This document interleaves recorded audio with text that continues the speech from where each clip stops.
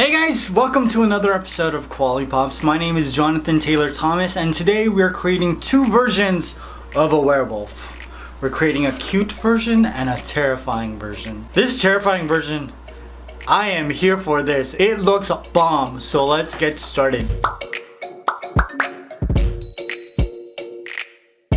Now before we begin, make sure you hit that like button as well as the notification bell so that you can see all of the videos I post on this channel as they go up. I post 2 videos a week, Tuesday and Thursday, and they're pretty cool, you guys, so do it.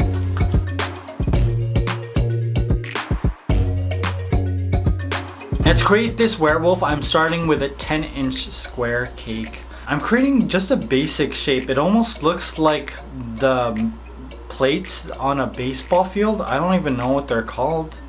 I don't play sports, you guys. It's just an octagon. It's basically an octagon. Now we got some funfetti cake. We got a little bit of icing. Just making a big cake sandwich, really.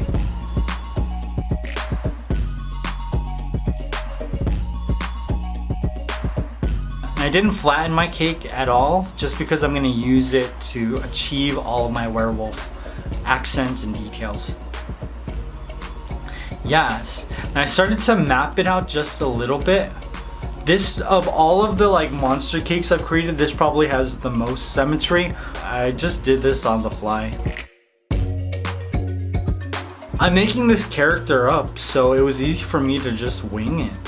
When you're doing a character that everybody's familiar with, you have to get all of the features right in the right place. But with stuff like this, where I actually get to just be creative, I don't worry about it so much.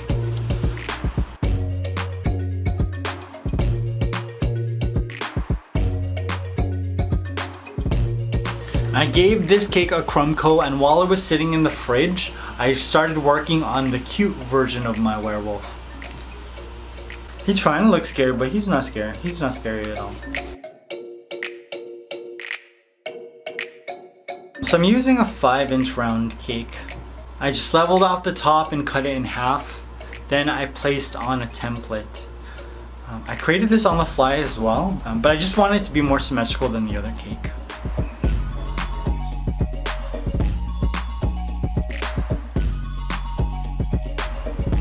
There is no carving really. I mean, besides carving the basic shape, I just gave this baby a crumb coat and it was ready for my first layer of fondant. I didn't even put it in the fridge or anything.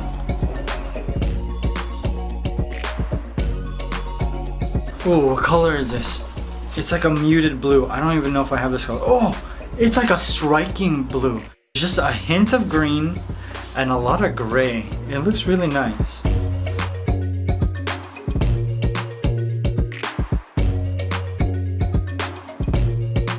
Now all of my wolf's features, my kawaii wolf's features, are going to be created with fondant, and I wanted him to have brown eyes.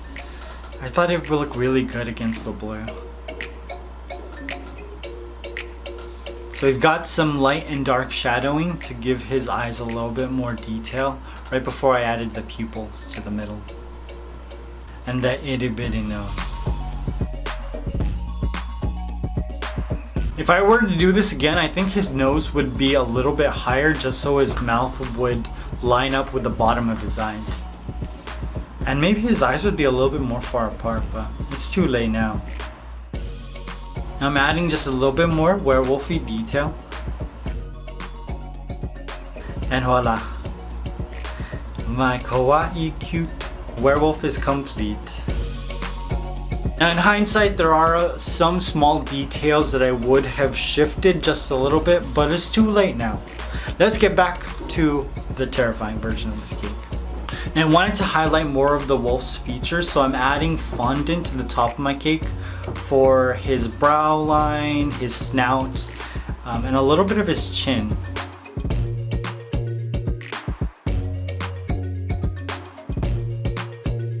Then I covered it with a lighter piece of my, what is it called? Striking fondant. Actually, it's not. The striking is too bright. So we've got this grayish blue. Ooh, it doesn't look nice at all, but it's not trying to look cute. It's trying to look terrifying, so it's fine. Now I wanted most of his face to not have fur, because he's a werewolf, so he's half man. So I'm adding a gray piece of fondant so that it separates the face from the rest of his fur.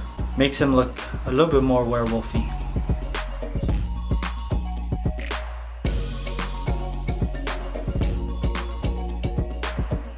No, I was kind of on the fence about how human I wanted this to look. I just went for a scary looking wolf.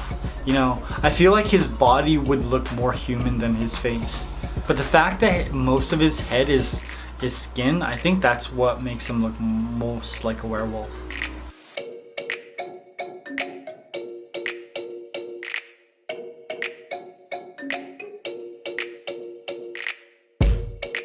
I gave him a forked tongue too.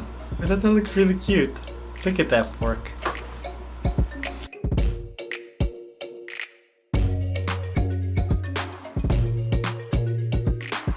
Now I had to map out how I wanted his fur to look. So I started with very soft fondant tools and I just worked my way to using very sharp, hard fondant tools so I could get a lot of fur detail. And because I spent so much time working on the face, the fondant started to dry out. So I wet it with magic sauce just so that when I started to add all the fur detail, it wouldn't crust and crack.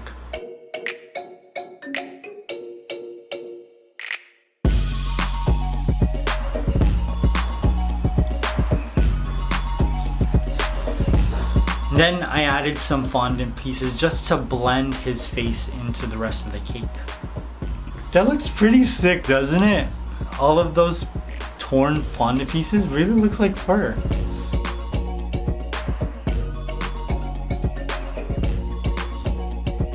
Now we got 2 ears, and I guess the placement of the ears, because they're so high up, makes it look more like a werewolf as opposed to just a wolf. But I don't know. It's a make-believe character, so it doesn't really even matter.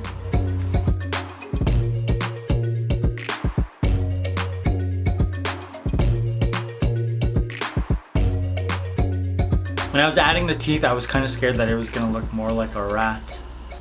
And I wanted to do a rat, so I wanted to make sure that my werewolf looked very different.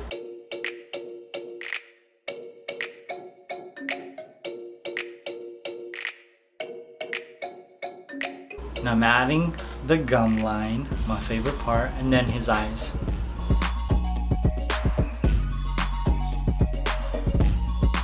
It's so easy to do eyelids when you're working with a character that is scary. When you're working with something that has a smooth face, it's hard to put on eyelids because it's hard to blend the fondant into the rest of the cake. Now I'm using some diluted magic sauce with a little bit of blue and black food coloring just to get into all of the fur crevices I created.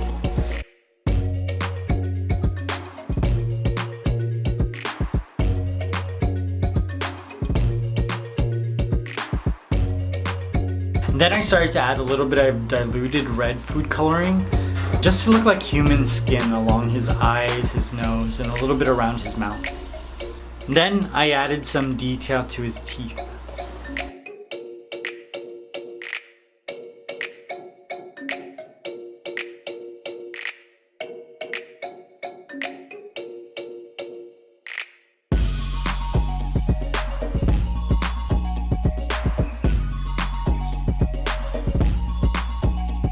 I thought it looked too put together, which is why I decided to give him a scar on the right eye.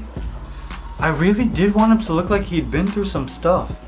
Like somebody tried to kill him, tried to gouge out his eye, and that didn't slow him down at all. After I finished gouging out his eye, my terrifying werewolf was complete. Sick, right? This looks so good. Those teeth look so realistic. And all of the diluted red food coloring that I placed along his eyes make this stand out so much. Now I'm curious, which one of my werewolves do you like the best? Do you like the cute version or do you like the terrifying version? The terrifying version is definitely my favorite. I feel like I accomplished so much. Now I've got an entire playlist of cute and scary cakes for you guys. Make sure you check them out. I hope you guys enjoyed this. I love you. I will see you very soon. Peace!